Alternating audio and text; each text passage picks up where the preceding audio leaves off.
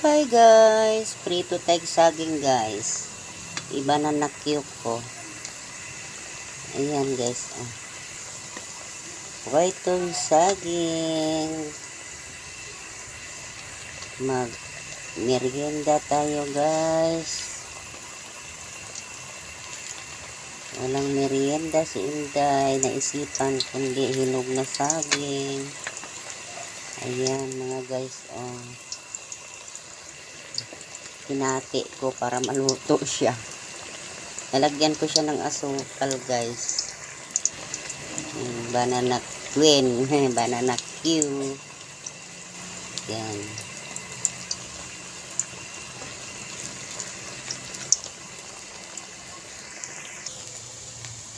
Agoy, nasunog na guys. Tingnan nyo guys. Whitey pa more. Nasunog. Ayan na, nasunog ng aking nasunog na, Whitey pa more. Hindi na matsurahan. Ang lakas yata ng apoy. Ayan. Nasunog na ang aking banana queen. Pero masarap pa rin yan. Gusto ko nga yung sunog-sunog. Ayan. Nasunog na ang aking banana queen guys. Lagyan natin ng asukal.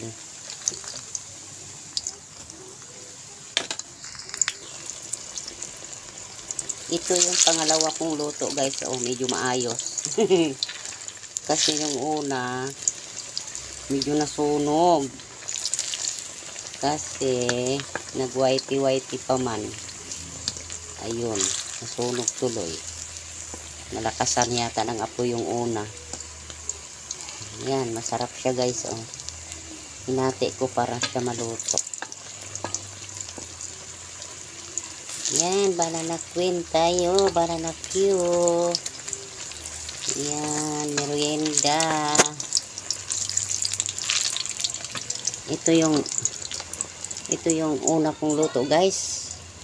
Pero okay naman. Nasunog. Pero gusto ko yan sunog guys.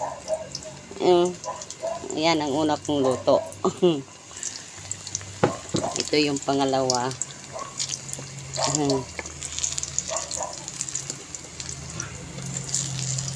Yan. Pangalawa ito guys.